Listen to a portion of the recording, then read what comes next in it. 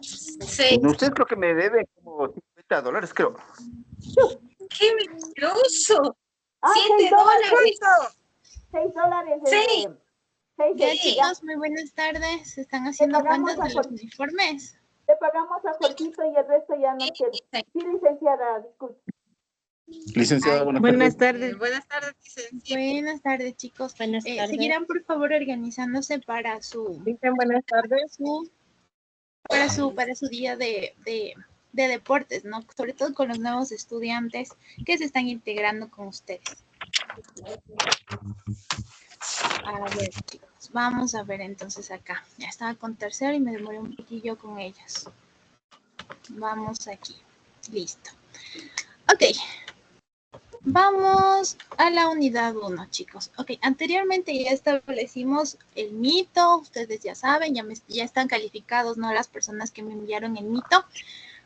Ya pueden revisar, de hecho ya tienen la calificación. Ahí las personas que no tienen 10 es porque les ha faltado la reflexión. Sí, el resto está completo su deber. Si usted tiene 10 es porque su deber está completo.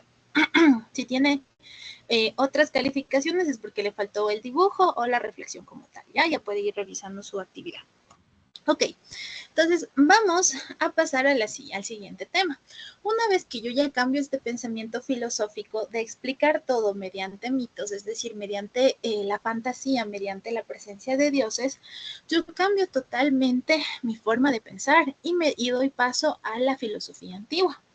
Dentro de la filosofía antigua, yo ya tengo la presencia de los filósofos que nosotros conocemos hoy en día y que seguimos aprendiendo de ellos, ¿de acuerdo? Entonces, aquí va a nacer, después de que ya pasamos del mito al logos, que usted recordará, por favor, que el logos se refiere en este caso a la capacidad de lógica, por así decirlo, o a su capacidad para ser una persona racional, que piensa, que puede tener su propio criterio, que no nos aferramos, digámoslo así, a una explicación en la que yo no veo ni siento nada, sino que me dicen que algo pasó o que algo sucedió, ¿sí? Yo ya no me voy únicamente a la parte de las creencias religiosas, ¿no? Que no tienen sustento científico, sino que yo ya me voy a creer lo que observo, lo que yo veo, lo que yo voy generando, el conocimiento que yo voy generando en base a una cualidad que tenemos que se llama ser críticos, ¿no es cierto? En donde usted va a emitir diferentes juicios. Entonces tenemos este nuevo paradigma de pensamiento e identificamos el surgimiento de dos escuelas importantes, la escuela jónica y la escuela de los Pitágoras o los pitagóricos, ¿sí? Aquí la principal figura que destaca dentro de esta nueva forma de pensamiento es Sócrates. Sócrates, usted sabe que es un filósofo, uno de los primeros filósofos, ¿no?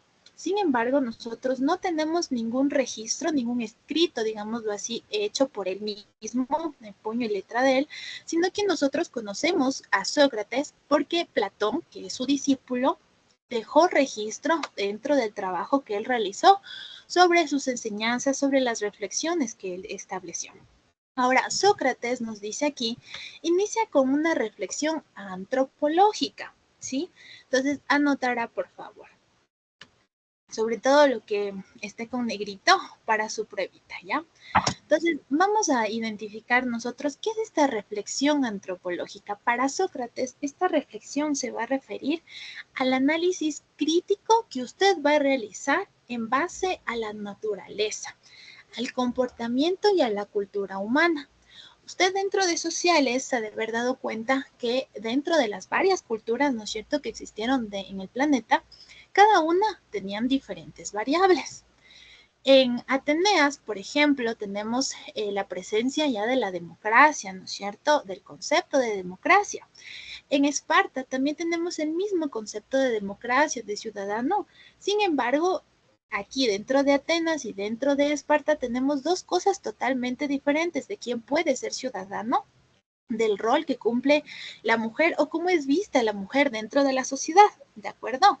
De igual manera sucede dentro de otras culturas. Usted se fija en la cultura egipcia versus la cultura china y se va a dar cuenta de igual manera de ciertas diferencias. Entonces, para Sócrates, esta reflexión antropológica es que usted analice, vaya mucho más allá de la naturaleza humana y vaya identificando por qué es que dentro de algunas sociedades cambian las culturas, la costumbre, las creencias incluso que tienen. Usted sabe que en Egipto creían en los dioses, ¿no es cierto?, en los faraones. Aunque también era una cultura politeísta que adoraba a varios dioses, ellos adoraban a otros dioses, ¿sí? Y acá tenemos en la cultura de Grecia también la adoración politeísta, varios dioses, pero de igual manera tenían dioses diferentes o con características diferentes. Acá tenemos dioses con forma de animal, animales y humanos, y acá tenemos en la cultura de Grecia dioses con una estructura o características corporales humanas. Entonces, para Sócrates decía, esto es importante irlo desarrollando, sacar este hilito crítico en el que usted se vaya preguntando la naturaleza del ser humano. ¿Qué le hace ser el ser humano el ser humano? ¿Qué nos distingue de otras especies? A ver, ¿quién me contesta? ¿Quién nos distingue? O sea, ¿por qué nosotros, aunque somos seres, aunque somos animales, ¿no? Porque pertenecemos, ¿no?, a este reino, sin embargo, a nosotros nos separa ciertas características de los animales, ¿verdad? ¿Qué características o por qué nosotros somos humanos y no sé, un animalito, un perrito, un gatito, un loro, no es considerado de igual, no tiene esa esencia de lo humano? ¿Qué es lo que nos distingue a nosotros? ¿Qué me dice? La capacidad de razonar, pensar. Muy bien, Shirley, excelente. ¿Qué más? ¿Qué más tenemos nosotros para tener esto de humanos? Shirley. Creo que tenemos más habilidades. Ya, ¿qué tipo de habilidades? Aparte de las motoras, obviamente, que nos ayudaron a desarrollar nuestro cerebro. No sé, de pronto tenemos como la imaginación más avanzada. No la imaginación más avanzada. Imaginación. Excelente. Imaginación. Tenemos imaginación. Nosotros, como bien nos dice en este caso Shirley, tenemos ciertas capacidades cognitivas. Un animalito no le puede entender a usted cuál es o qué significa el valor de ser puntual. No tenemos esa noción, ¿sí? Usted tiene la capacidad de distinguir qué es lo que está bien y qué es lo que está mal. Usted puede evaluar, llegar a un lugar en donde, digamos, lo que les decía anteriormente, dos niños están peleando. ¿Ya? Usted tiene la capacidad de evaluar la situación, de entender por qué no es únicamente que se estén peleando por seguir un instinto, no sé, defender territorio, etcétera, sino que tenemos ahí algo más, algo más complejo que simplemente actuar por instinto.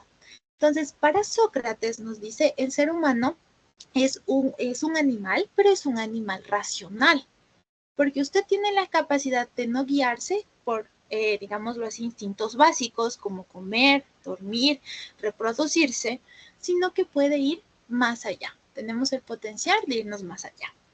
Ahora bien, en base a esta reflexión antropológica que se realiza dentro de la perspectiva de Sócrates, se desarrollan dos escuelas. La primera escuela es la escuela de Milesia o de Jónico, ¿sí?, que es representada por Tales de Mito como principal autor, como principal figura. En esta tenemos que busca, ¿no es cierto?, separar este pensamiento mítico que nosotros tenemos y ya irnos a una explicación más racional del mundo. Aquí ya nos separamos totalmente del mito, en que, no sé, se desató una guerra porque intervinieron Dios, 3, 4 dioses. No. Aquí ya tenemos una explicación mucho más racional del mundo. Sí, ya tenemos que fue por cultura, fue por las características de conflictos que ya venían con esta civilización, etcétera. Sí, ya tengo una explicación mucho más racional. Y dentro de esta escuelita, nosotros podemos identificar de igual manera esta figurita, ¿no?, que es en este caso Tales de Mito. Tales de Mito, seguido por otros discípulos o otros compañeros, por así decirlo, de él también, que son Anaximandro. Él establece una naturaleza diferente para encontrar el origen del universo. ¿Sí? ¿Por qué existe el universo? Es la pregunta más antigua de la humanidad. ¿Por qué existe? ¿Cómo sucedió? ¿Por qué estamos aquí? ¿Sí?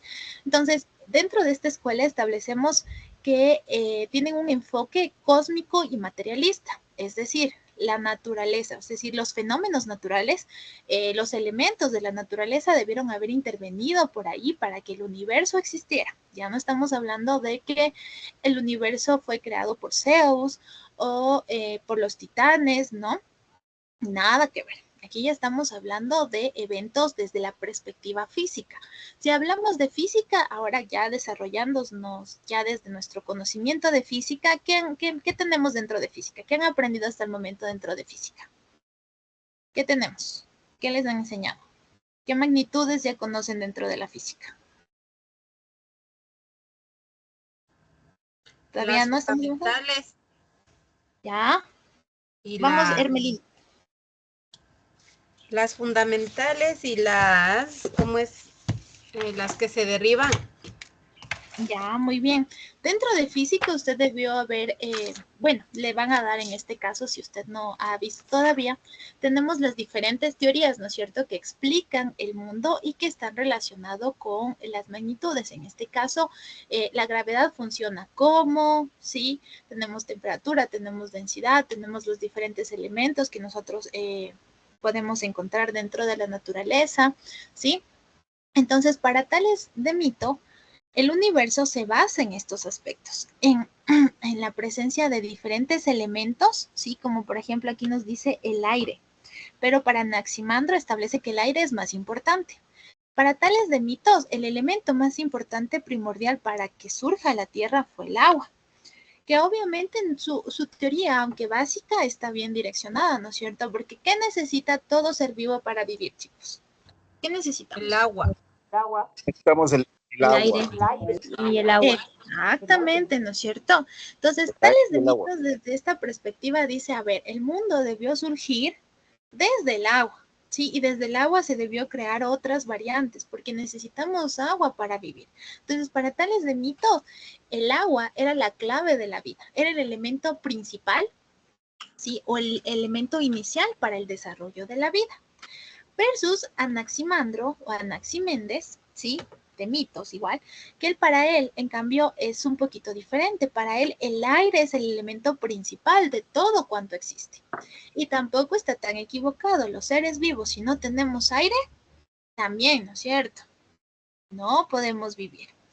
Entonces, aquí si usted se fija dentro de esta escuela, tenemos ya el desarrollo o la identificación del mundo de manera material, es decir, se va a enfocar la explicación de cómo existimos mediante los elementos, que en este caso es el agua y es el aire, ¿sí? Entonces, de esa manera explicamos todos los elementos y fenómenos físicos que suceden dentro del planeta.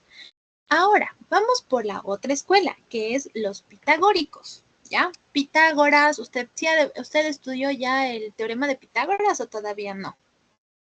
Todavía no tenemos teorema de Pitágoras, ya. No es complicado, pero ya van a averiguar el teorema de Pitágoras. Es el mismo, ¿no? El que establece este teorema tenemoslo aquí mismo dentro de la filosofía. Pitágoras es el principal representante, obviamente, de la escuela de pitagóricos. Y para él, en cambio, el mundo no se explica en base a la presencia de elementos, como el agua y el aire, sino que para él el mundo se puede describir o se puede analizar en base a los números, ¿sí?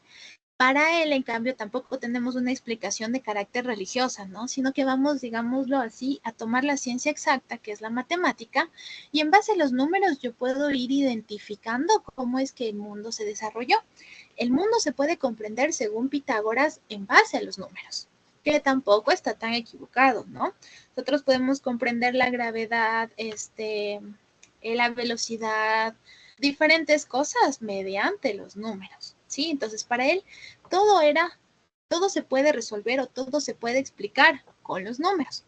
Para los profes de mate, esto es cierto, para los profes de química, el mundo se puede explicar en base a los elementos, ¿no? Entonces, digámoslo así, es como que estas dos escuelas, una de la matemática y el otro en base a los aspectos químicos, que ninguno de los dos está equivocado, ¿no? Porque el mundo sí se puede explicar en base a la presencia de diferentes elementos y la química también utiliza números y el mundo también se puede describir en base a, en este caso, los números. Ahora, además de establecer, ¿no es cierto?, que el mundo tiene una naturaleza numérica, ¿sí?, para explicar todo en relación a los números, Pitágoras también nos dice que vamos a tener aquí un interés, digámoslo así, un poquito espiritual. Para Pitágoras vamos a tener el alma. Entonces, aunque ya nos separamos de ese aspecto religioso en el que se explica ciertas cosas, nos seguimos manteniendo con este concepto que manejamos todos, supongo yo aquí, que es el alma, ¿no es cierto? El alma, que para algunas culturas el alma reencarna, para otras culturas el alma muere cuando el cuerpo muere, perdón, no culturas, sino religiones, no pensamientos religiosos. Y para otros el alma es inmortal, el alma trasciende, deja el cuerpo atrás y se purifica, tiene una purificación, ¿ya? Entonces, para Pitágoras también el alma, en este caso, está unida al cuerpo, ¿sí? Sin embargo, al momento en que yo filosofo, es decir, yo tengo criterio, yo observo el mundo, en este caso en base a los números, esa alma va a ser purificada, ¿sí? Tiene este aspecto, más no tanto el religioso, ¿sí? Vamos a identificar entonces un poquito a profundidad cuál es este aspecto que nos va diciendo Pitágoras más adelante, ¿sí? Que otros pensadores también tienen el mismo concepto de la importancia del alma, pero no me voy a adelantar para que no se me confundan de las escuelas. Otro tipo de pensamiento que también nace dentro de esta era de la filosofía es el pensamiento parmenideo, ¿ya? Señalará, por favor, todo lo que está con, no señalará, mejor dicho, escribirá todo lo que está con negrita, que es importante para la prueba. Aquí nos dice en este tipo de pensamiento, en base a este pensamiento, voy a tener la presencia de la escuela de Elea, que está fundado por uno de sus principales representantes, que es Xenófanes. Este no es tan conocido filosóficamente, pero es uno de los importantes también para esta escuela, ¿no? Entonces, nos dice que para él es importante este pensamiento filosófico porque de igual manera va a estar construido mediante los elementos que existen. Y aquí ya tenemos la presencia de otro aspecto importante, lo que consideramos eterno e inmutable para, en este caso, Xenófanes, ¿ya? Entonces, a ver, ¿qué será algo eterno? ¿Qué es eterno? O sea, ¿qué nos referimos con eterno? Que dura para toda la vida. ¿Qué dura para siempre? Muy bien, a diferencia, es antónimo de efímero, que dura un ratito y se va. Excelente. Ahora, vamos, ¿qué es inmutable? Que no se reproduce, que no se propaga, no...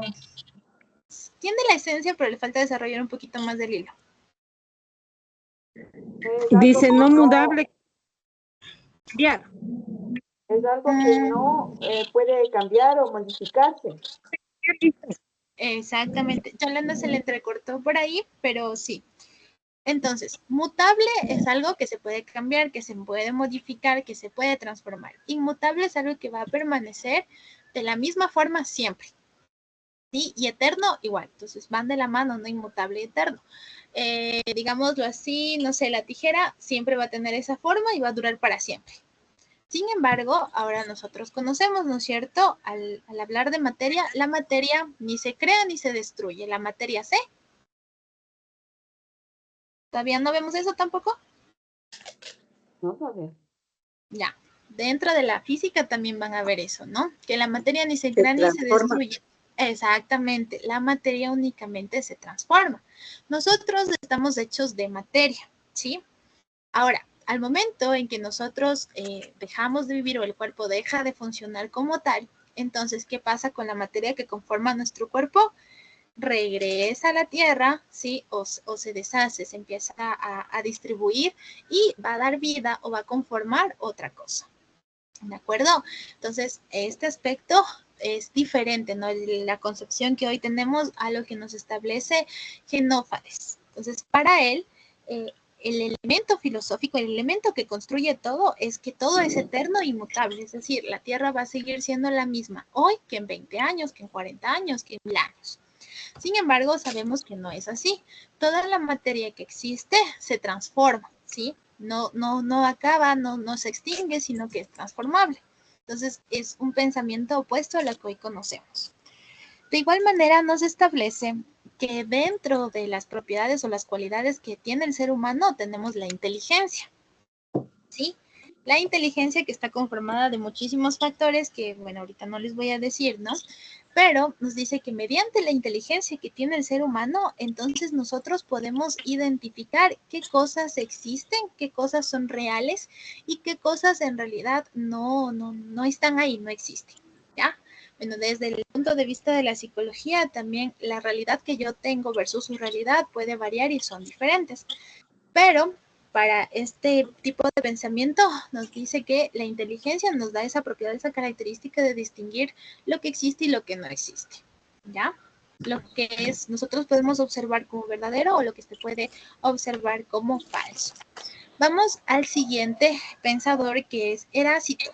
Heráclito también es nombrado o es apodado como el oscuro, ¿sí? Era un noble dentro de las familias griegas. Y nos establece que él tiene un pensamiento diferente a esta escuela que acabamos de ver, tiene un pensamiento diferente. Para él, nada puede existir sin una contradicción. Entonces, a ver, si algo es inmutable, algo es eterno, no va a cambiar. Entonces, no hay quien lo contradiga, no hay quien digámoslo así, lo extinga como tal. Pero para el oscuro nos dice que es diferente, ¿sí? Es diferente esta concepción. Por ejemplo, si yo digo la existencia, recuerden anteriormente que establecimos, ¿no es cierto? Yo tengo inteligencia y puedo distinguir qué es real y qué no es real. Pero para el oscuro nos establece que yo lo que puedo decir, por ejemplo, estoy viendo al semáforo y digo, a ver, eso es verde. Y cuando el semáforo está en verde y otra persona me puede decir, no, está en rojo. Entonces, dice, para que dentro del mundo existe un montón de contradicciones que hace que el mundo pueda funcionar. Y es real, ¿no? Esta parte, por ejemplo, del semáforo. Puede ser que alguien por ahí tenga daltonismo y en realidad puede estar confundiendo uno de los dos, tiene la realidad, en este caso, digámoslo así, alterada, pero es su realidad, ¿sí? Ya, entonces desde ahí establecemos que la realidad en este caso no es algo objetivo, sino que la realidad, para mí, su realidad es sumamente diferente. Nosotros percibimos la realidad desde puntos totalmente diferentes, sin embargo, podemos llegar a ciertos consensos de lo que es real y lo que no es real, ¿ya? Pero bueno, ese es un poquito más profundo cuando ya llegamos a otros temas, ¿no? Entonces, de igual manera, para el oscuro, que es Heráclito, ¿no? Que así se le denominaba, establece el logos debe de estar presente dentro de la realidad, la inteligencia y la razón para ir distinguiendo la realidad que nosotros tenemos. Pero ojo aquí que ya tenemos cierta variación dentro del pensamiento. Para una persona, la realidad en este caso no varía, la materia es inmutable, es invariable, mientras que para el oscuro sí debe de existir contradicciones en todo lo que existe, ¿sí? En todo lo que existe ciertas contradicciones. Ahora, para la escuela de los pluralistas, vamos a tener de igual manera el representante, que en este caso son dos, que es Empédocles y Anaxágoras. Diferente a Anaximandro, ¿no? Que vimos anteriormente, diferentes. Entonces, para el primer personaje, que es Empédocles, ¿sí? Establece de igual manera la esencia del mundo con los elementos o los fenómenos naturales. Aquí ya tenemos una visión mucho más amplia de los elementos. Recuerda que en la primera escuela, no teníamos a Tales de Mito, únicamente yo utilizaba dos elementos, que era el agua y el aire. Dentro de esta escuela de los pluralistas, yo ya tengo la implementación de los 4 elementos, ¿sí? El agua, el fuego, el aire y la tierra. Los 4 elementos que de esta manera nos dice que nos permiten conocer la estructura del mundo como tal, ¿sí? Y también para esta escuela, estos elementos son eternos e indestructibles. No podemos destruir a los elementos. Para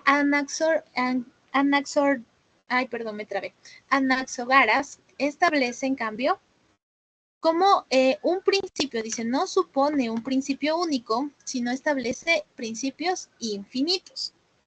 Tenemos elementos, la semilla. Entonces, para este personaje, los elementos únicamente son la semilla. Usted sabe que plantamos una plantita cuando únicamente tenemos la pequeña parte de la plantita que es la semilla, ¿no es cierto? El momento en que nace, esa semilla se va transformando ya en una planta, con tallito, con su fruto, con sus hojas, etcétera. Entonces, ahí nos dice que sí necesitamos los elementos. Para el momento en que los elementos se van desarrollando dentro de la tierra, establecen ciertas mezclas, ¿sí? Y a partir de esas mezclas es que nace la variedad o transforma las cosas que hoy conocemos dentro de la tierra. Entonces, aunque de igual manera establece que los elementos son la parte esencial, la primera parte, es importante identificar que no solamente estos elementos se van a quedar así, estáticos, chiquitos, eternos ahí, solitos ellos, sino que van a ir desarrollando y van a provocar diferentes cosas. Entonces nos dice que sí, a la larga, estos elementos van a transformar las cosas, no solamente se van a quedar como elementos como tal, sino que van a avanzar a algo más, ¿sí? Entonces mire las diferentes ideologías que dentro de igual manera de la misma escuela se van creando, ¿ya? Ok, vamos entonces a la siguiente. Aquí tenemos a Platón. Yo les decía al inicio de la clase que Platón era el discípulo de Sócrates. Para Platón, pues nosotros conocemos el trabajo de Sócrates precisamente porque lo plasma dentro de su propio trabajo. ¿Y por qué no existen documentos establecidos dentro establecidos, digámoslo así, o creados por la propia mano de Sócrates?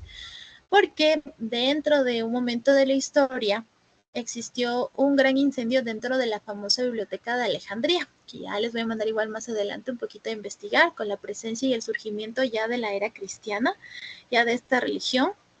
Entonces se perdió bastantes trabajos de filósofos, y cuando se produce este incendio, esta pérdida como tal de los materiales, produce un cierto retraso dentro del avance del conocimiento que va teniendo el ser humano, ¿no?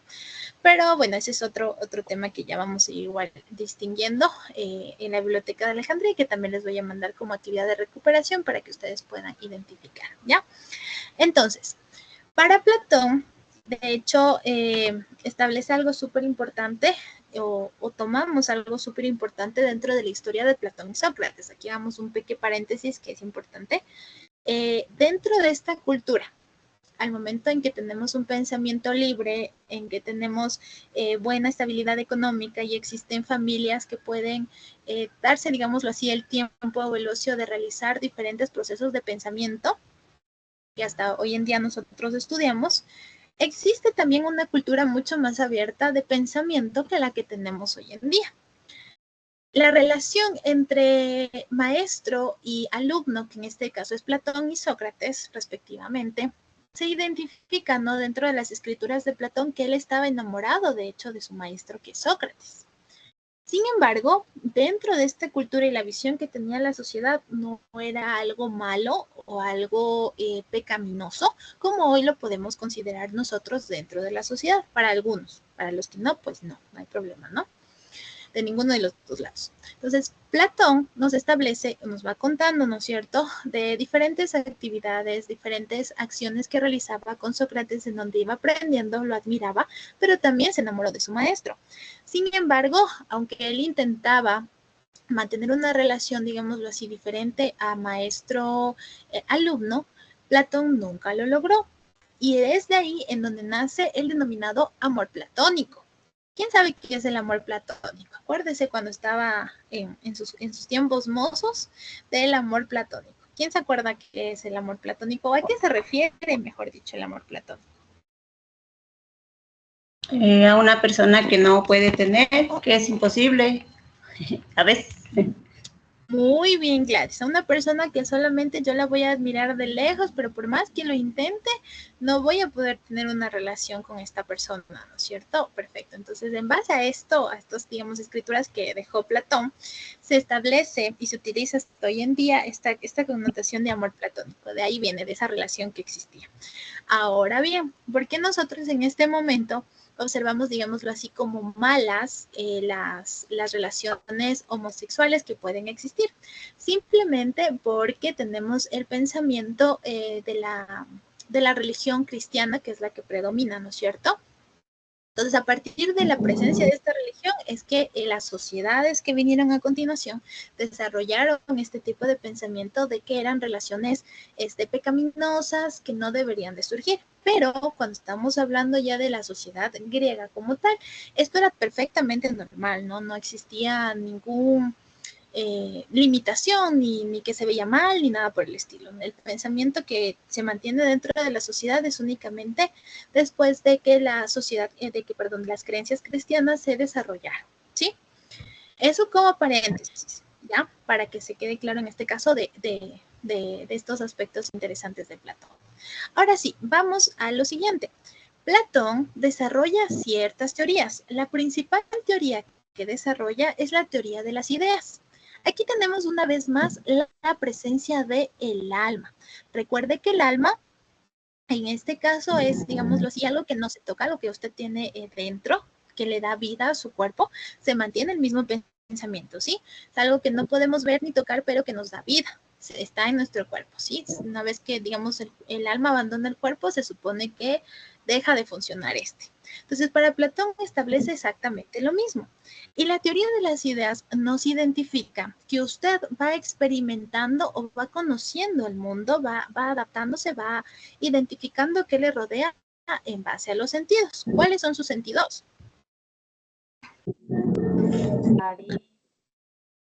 La vista, ¿Cuáles son los sentidos? el oír, el oído, el olfato, gusto, la vista, el olfato, gusto. El gusto y el... Muy bien, excelente, perfecto. Entonces todos tenemos, ¿no es cierto?, nuestros 5 sentidos. Por ahí aumentaron uno más, no importa. Los sentidos, ¿no es cierto?, que me permiten a mí identificar si está de día, si está de noche, si está haciendo sol, si está haciendo frío, etcétera. Ya. Entonces, para Platón nos dice, estos van a ser como estímulos, ¿sí? Digamos,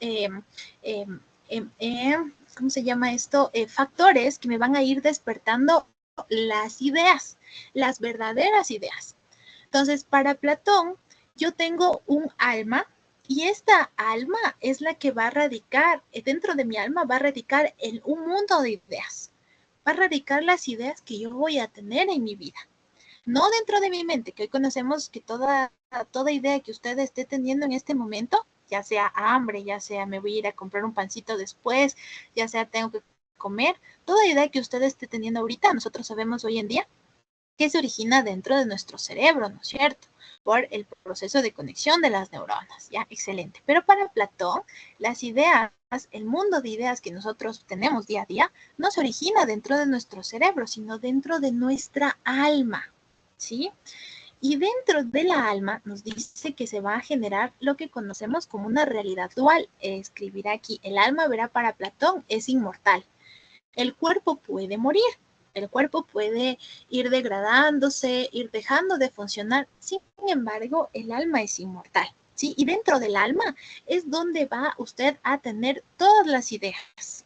Un mundo de ideas va a tener dentro del alma. Y los sentidos, que ustedes ya los nombraron, es únicamente estímulos que le van a ir despertando las ideas. ¿Sí? Que es un estímulo cuando a alguien le toca y usted regresa a ver, o cuando empieza a oler, no sé, a comidita o a cierto perfume que le recuerda a X o Y persona y dice, ay, o no sé, usted ve a alguien parecido a cierta persona en rasgos, forma de caminar, hablar y se acuerda, ya.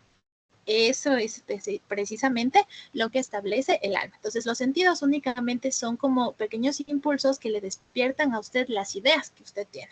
¿Sí? Se da cuenta de que ya son las 3 de la tarde, dice, ay, me olvidé de cocinar o me olvidé que tengo que ir a retirar algo, ¿sí? Son únicamente pequeñas cositas que le ayudan a usted a evocar, es decir, a tener como tal esa idea, ¿sí? Ahora nos dice, el humano es una realidad dual. ¿Cuál es esta realidad dual? La existencia del alma y del cuerpo. Para Platón, la principal de estas dos va a ser el alma, que es inmortal. Les dije, el cuerpo puede caer, pero el alma se va a seguir manteniendo. Posee autoconciencia. El alma posee autoconciencia, se autorregula. y está destinada al conocimiento de lo divino y lo eterno. Entonces el alma establece o puede comprender las cosas que, digámoslo así, para nosotros los mortales o nosotros que tenemos un pensamiento mundano, es decir, nos preocupa pagar la luz, nos preocupa pagar el agua, nos preocupa alimentarnos, ese es un pensamiento mundano, no es nada malo. Es diferente del tipo de pensamiento que puede tener un alma, donde yo me voy a preguntar cosas mucho más profundas, ¿sí? Mucho más arraigado, digámoslo así, en la divinidad, en la cosmología, en cómo funciona todo, y no en las cosas, digámoslo así, que yo necesito para vivir. Ya, eso es mundano, cosas del mundo que yo necesito, ¿ya? Está destinada, nos dice, al conocimiento de lo eterno, la vida de la complementación de las ideas. Aquí Platón establece que el alma se va a dividir en 3 fases: la racional, el valor y la parte irracional. Entonces, la inteligencia está dentro del alma, ¿verdad? Todas las ideas que usted va a tener está dentro del alma.